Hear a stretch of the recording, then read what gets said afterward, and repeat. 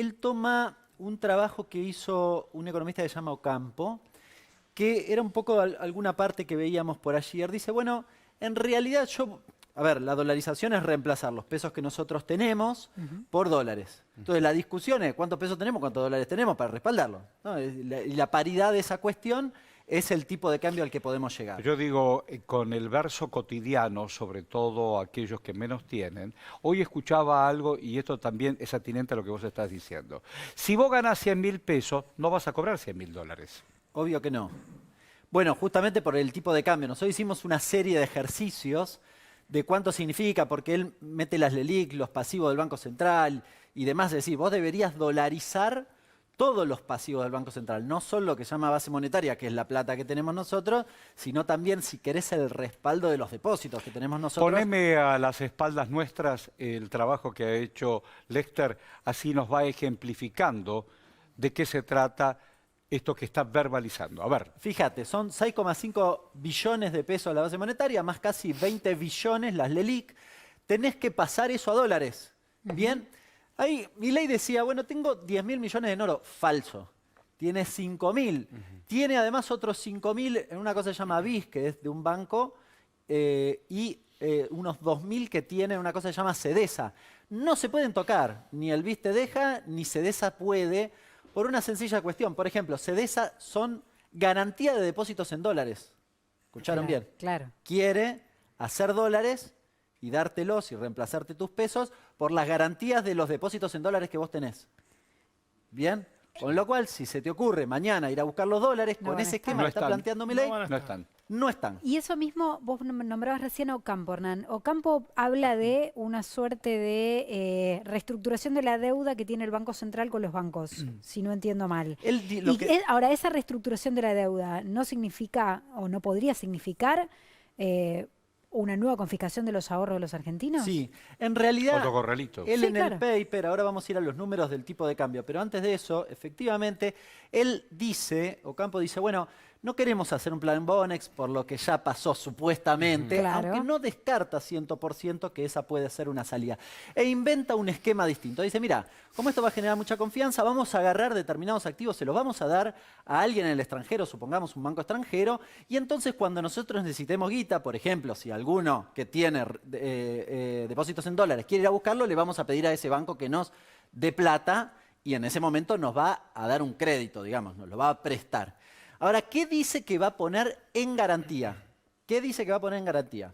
Escuchen bien, títulos del Banco Central, lo que les decía antes, vas a tener problemas ya no con los depósitos en dólares, sino también con los depósitos en pesos. Pero además dice, títulos y acciones del Fondo de Garantía de Sustentabilidad. Los jubilados. Claro. Los jubilados. Con la plata de los jubilados. Y como si esto fuera poco, Esto ya se hizo, Cavallo lo hizo. la participación accionaria del Estado en YPF. Y se quedó con YPF. Hoy Marra dijo, obvio que vamos a vender YPF, porque es una herramienta para la política económica y nosotros no queremos que sea para eso. Bueno, con lo cual, tiene dictamen en el Congreso un proyecto de ley para proteger aerolíneas argentinas. Hoy se ¿no? levantó la oposición, ahí firmaron algo, pero la oposición no quiere. Ahora, Exacto. no sé si escuchaste, Massa hoy en Estados Unidos se preguntó Este es el en segundo Estados capítulo. Unidos si Milei había hablado con alguien en Estados Unidos para lanzar este plan de dolarización. No. ¿Producto de qué? A ver, ¿cómo va a ser el señoraje por la moneda que emite Estados Unidos? ¿Cómo va a ser en la supervisión de los bancos argentinos? el documento que yo les mencionaba de Ocampo, que es el leitmotiv, digamos, de la línea conductora del planteo de Milei, reconoce que lo que ellos dicen que es un fideicomiso con esto que estoy planteando aquí es de muy difícil realización. Porque básicamente... Ocampo lo dice. Sí, sí, lo dice en el paper, está escrito, no es que lo digo yo, no es mi opinión, dice él, es muy difícil. Por eso, Sí. la cuestión del plan Bonex tampoco hay que descartarla. Son primos hermanas, ¿no? Porque si supongamos, en realidad yo tengo ese fideicomiso y no funciona, Ocampo, no sé si vieron una entrevista, es muy interesante y la verdad que hay que pasarla. En un momento lo entrevistan a Ocampo, hace muy poquitito, habrá sido hace 2 meses, y dice, bueno, esto es como que yo tenga la certeza de que el año que viene voy a tener una herencia, pero necesito mucha guita hoy para que esa Pero herencia además se necesitas efectivice. el muerto. Vos sabés que Pero permitime, ¿sabés lo que dice? Dice, bueno, entonces, ¿qué hago? ¿Le pido a la abuela las joyas de la abuela? no sé si te suena. Las joyas de la abuela, entonces las empeño Y le después digo, cuando quédate se tranquila muera que el el año que viene abuelo, te las pará, devuelvo. Hernán, Eso es lo que está pará. planteando en ese fideicomiso. Quienes nos están viendo son trabajadores formales, informales con todo esto, cuando vamos a recibirla, aquellos que tenemos la suerte y la oportunidad de tener trabajo, y aquel que no recibe nada y va todos los meses y dice gracias, ¿cuántos serán? Es platita. Bueno, chiquita. la discusión ¿Los entonces, salarios cuáles van a ser? Bueno, si yo no tengo dólares para hacer esto, además de todas estas cuestiones que en la historia argentina no son menores, No. pero el tipo de cambio, es decir, ¿a qué valor va a ser la equivalencia Claro. dólar-peso? Bueno, Claro. de 1.300 pesos a casi 5.000 pesos. Depende los cálculos que yo haga. Si en general nosotros hicimos 3 cálculos, uno de 1.300 pesos, solo reemplazando la base monetaria por los dólares que podrían significar el oro, que es lo que dice mi ley. A ver, ¿qué pasaría de decir que... Y mirá lo que pasa con tu salario, ¿no? Fíjate, con 1.300 pesos, tu salario, que hoy es de 890 en promedio, 890 dólares netos, es decir, de bolsillo, bajarían a 236 dólares. ¿No? Es decir, una reducción de 3 de cada 4 pesos que recibís, 75% Hernán, menos. pero la ilusión acá... Pero esto es una tragedia. Pero más allá de esto, Horacio, No, que digo, no de es, la- es pero- que no No, es pero digo, más más allá de más esto. allá de Todos que- vamos a cobrar una feta de salame. Pero por eso digo, la ilusión acá es que, y el gran problema, son los precios en la Argentina. Bueno. Porque si el argentino o la argentina o el 30% vota porque a sabiendas de que puede venir una dolarización y cree que esa es la solución al aumento de los precios en la Argentina, puede llegar hasta pensar, bueno, resigno ganar menos, pero que no me aumenten más los precios porque es enloquecedor. ¿cuántos Claro, lo que precios se pasa- van a empezar a ajustar a esto de previa antes de que esto suceda? Hernán, digo, con eso que vos contabas recién, o sea, no hay forma entonces de hacer lo que Milei quiere si no es tocando la plata de los ahorristas en los bancos, con lo cual lo que decía el otro día el candidato Sergio Massa, es cierto, los banqueros tienen que llamar a sus clientes para avisarles que les van a tocar la plata entonces de sus ahorros.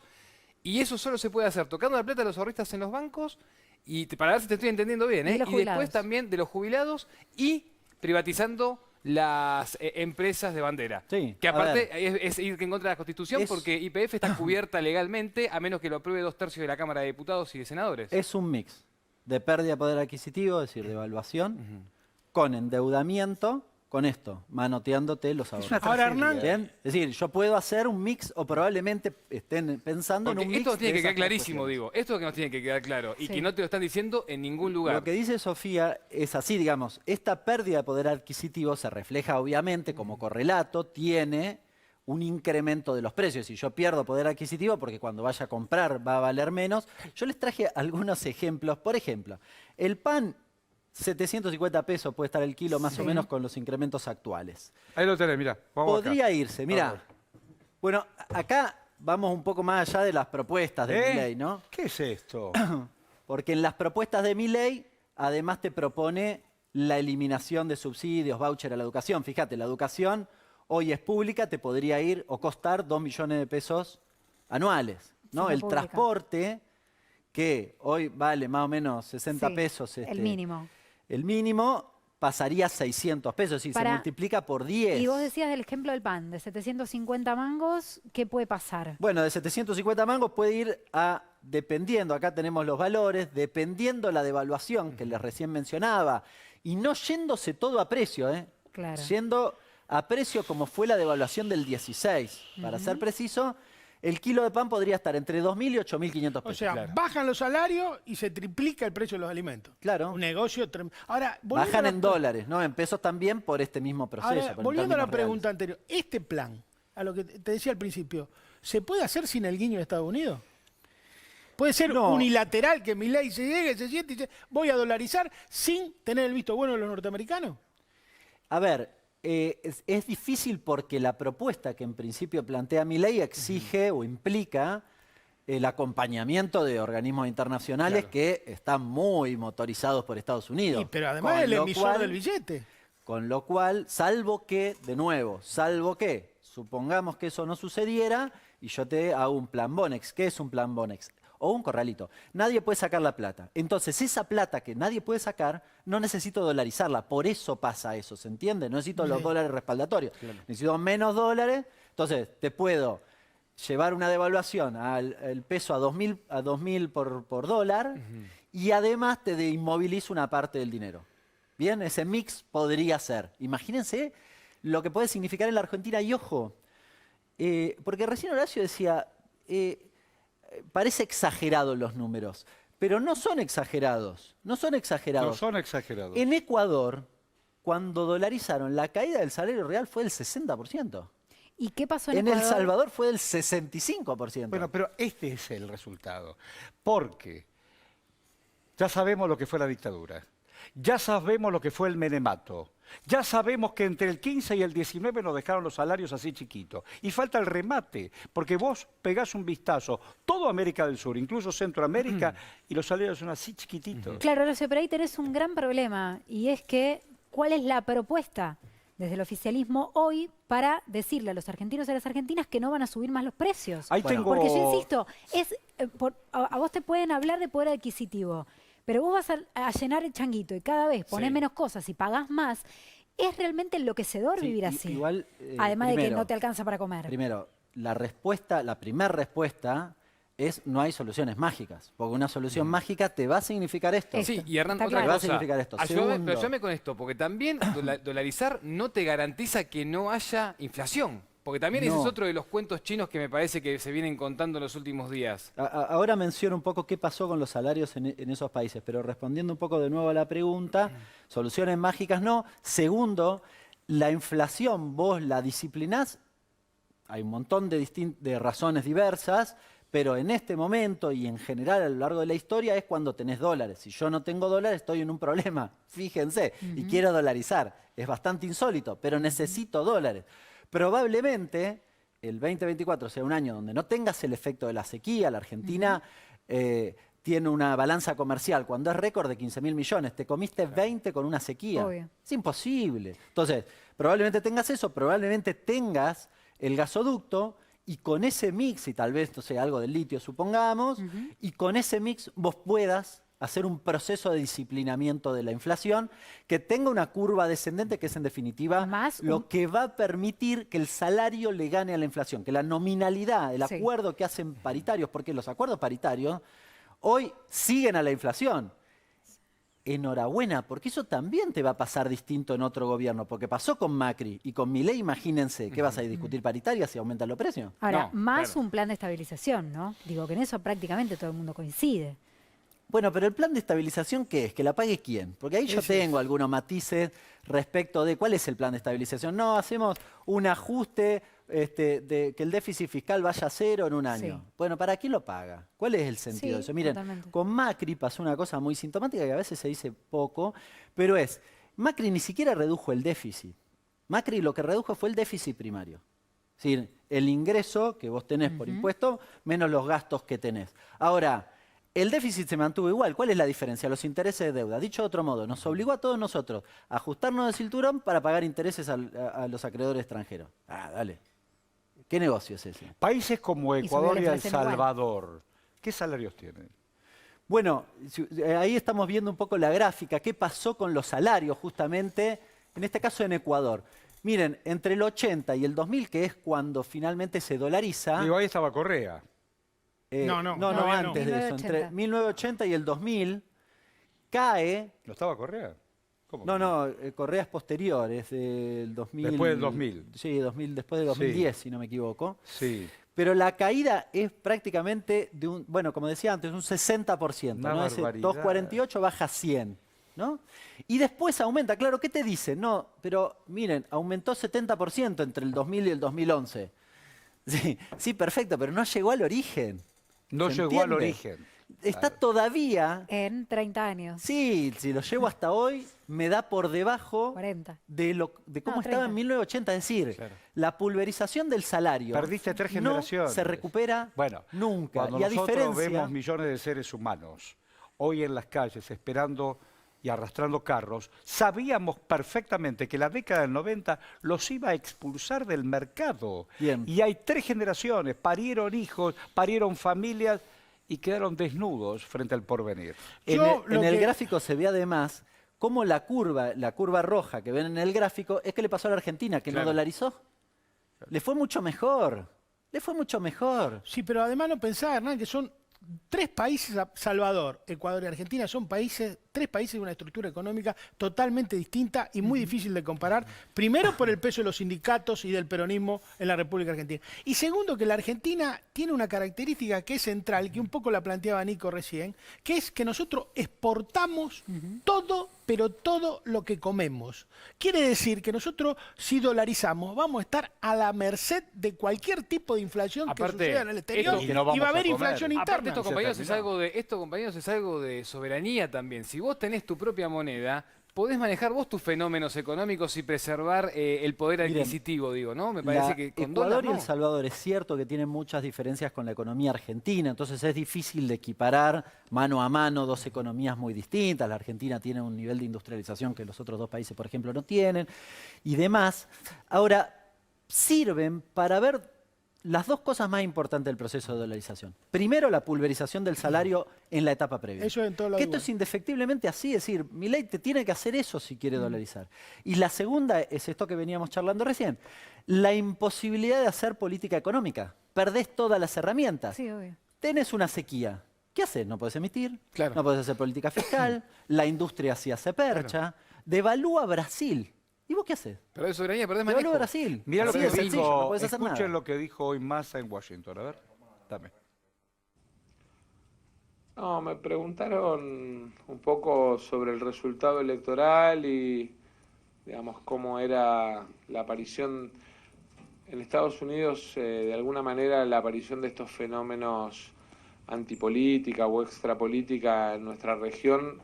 Están acostumbrados a verlos porque se han dado en distintos países de la región. Sí les preocupa la idea de que alguien prometa que va a construir la economía usando la moneda de ellos, ¿no? Les suena raro que alguien se comprometa a darle a los argentinos la moneda que no es de los argentinos, sino que es la de Estados Unidos. Pero bueno, supongo que algún permiso o alguna charla habrán tenido quienes hoy le ofrecen a los argentinos dolarización para poder usar los dólares en la Argentina. Entiendo que no será solo un cuentito electoral, sino que tendrá algún correlato de charla con la Reserva Federal de Estados Unidos o con el Congreso de Estados Unidos. Entiendo que la unilateralidad en el uso de lo que es, digamos, facultativo del otro no existe.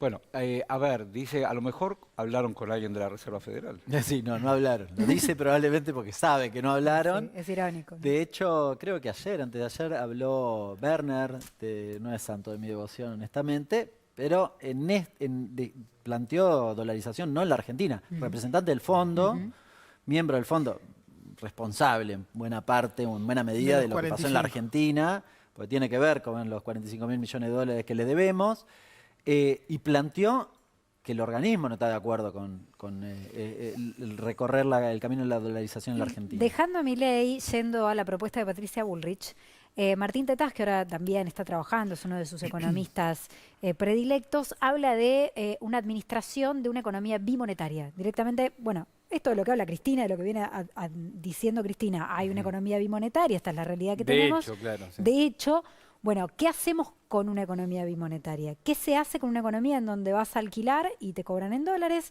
en donde querés comprar una casa y está en dólares, en donde ahora las reservas de los hoteles están en dólares? Digo, ¿qué se hace con eso? Bueno, primero, nuestra economía no funciona 100% en dólares. El mercado inmobiliario sí. El problema es que piensa tal vez en dólares.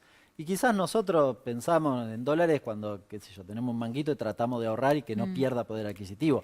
El problema, diría, en esta dinámica que plantea Cristina de la economía bimonetaria, es que sobre todo los grandes oligopolios de la Argentina, cuando ganan plata, quieren dolarizarla. Y cuando no gana, cuando piensan cuánto quieren ganar, lo piensan en el acceso al dólar que pueden. Entonces, si yo no les doy dólar oficial, me van a remarcar a cualquier otro dólar con que puedan dolarizar su excedente. En algún momento la Argentina, en el camino, en el primer periodo, la Argentina lo que tiene que conseguir o lograr dólares genuinos en la medida de lo posible, es decir, esto es básicamente mejorar nuestras exportaciones, nuestro saldo comercial, para ser preciso, pero sobre todo nuestras exportaciones. Uno puede pensar en Vaca Muerta o el litio como salidas a esta cuestión.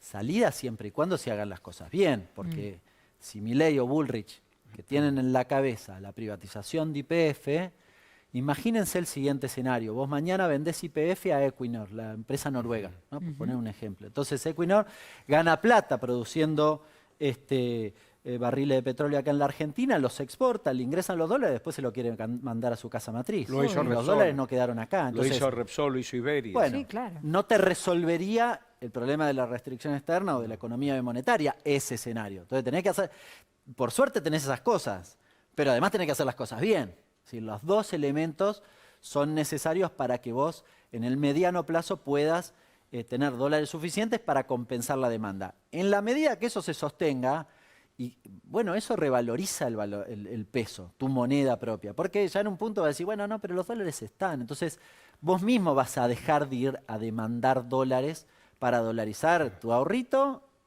porque los grandotes no sé qué van a hacer. La verdad que este debate es retrotraer a la Argentina al siglo XIX, prácticamente. Antes que tenga el Banco Central fue creado en 1930, digo, es una cosa absolutamente disparatada. Así que es otra de las herencias del menemismo, porque yo me acuerdo, no sé que Horacio es tan mayor como yo me acuerdo que este debate lo empezó Pablo Guidotti, si no mal no me equivoco, cuando hubo el efecto tequila en el año 95. Es una herencia claramente del menemismo y de la década del 90. Y ayer lo estaba viendo a Eduardo Menem por televisión reivindicando la década del 90. Y yo digo, qué manera de retroceder en este país, hasta cuándo seguiremos yendo para atrás. Porque buscan esa memoria fresca a la clase media, sobre todo, de la convertibilidad, en donde no hay inflación. En donde, qué sé yo, 500 pesos eran 500 dólares, y teniendo la situación económica hoy que está atravesando la clase media, bueno, apela a eso, ¿no? Sí, y tiene sentido además. Claro, yo claro. diría, corriéndome un segundo de la dolarización, efectivamente buena parte de estos debates son hasta preperonistas, más que preperonistas. Por ejemplo, no sé si lo escucharon a Venegas Lynch hablar de cuestiones laborales. Dijo, claro, hay que eliminar el salario mínimo, porque en realidad básicamente le echó la culpa a los trabajadores de la desocupación. Dijo, bueno, si los trabajadores reclaman derechos, ese es el problema de la desocupación. Bueno, volvemos a antes de la crisis del 30. Lo discutió Keynes en la crisis del 30. Y nos están planteando cosas previas diciendo que hay que eliminar el salario mínimo y que eso significa la imposibilidad del crecimiento de la actividad económica. Eliminar la obra pública directamente. O sea, la propuesta es no hacer más obra pública por parte del Estado. Bueno, están planteando que tienen una superioridad estética. ¿A cuánto estamos de discutir la supremacía de la raza aria? Ahí nomás. Igual la discusión de los 15 puntos del PBI no cierra por ningún lado. Yo te hago una pregunta. Siempre cuando hay momentos de crisis, el otro día quisiera pagar, no sé, cosas mías, y me faltaban 15 minutos, cerraban el banco y yo tenía cosas que hacer. Había más, una fila enorme, digo, no llego, lo pagaré por estos Rappi. ¿Qué es una corrida bancaria? Pues la gente que tiene sus ahorros está desesperada porque no sabe si sacar papeles, si sacar la plata. ¿Sí? ¿Qué es una corrida bancaria? Una corrida es cuando uno tiene desconfianza y va a buscar sus ahorros porque cree que mañana no van a estar o no te los van a dar. Yo, igual en Eso ya lo vimos en el 2001 igual. Eso lo tuvimos en el 2001. Lejos estamos de eso. Nosotros estamos a punto de publicar el informe mensual nuestro, y efectivamente hay una caída de depósitos de, no quiero ser preciso, unos 300 millones de dólares en esta semana de las PASO. Bueno, decir, 300 millones de dólares parece un montón, es nada en relación al volumen que hay. Tenemos 15.500 millones de dólares de depósitos en dólares, estoy hablando, y solo se fueron 300. Digo solo porque después de las elecciones de 2019, ¿saben cuánto se fueron? Casi 15.000 millones. 15.000 millones. Mirá. En realidad entre ese momento y finales del 19. Y es más, este año en marzo se fueron unos 1.000 millones de dólares de depósitos. Con lo cual, en realidad yo creo que el resultado electoral, como está efectivamente abierto, ni siquiera ha tenido demasiado impacto en esa cuestión. Y me parece que, al menos en el conjunto de la sociedad, no hay una preocupación al respecto. No lo está reflejando la Al menos evolución esos justamente de los depósitos en dólares. Te queremos decir un montón de gracias. Nos ayudaste Bueno, a pensar y siempre gracias por tu compromiso.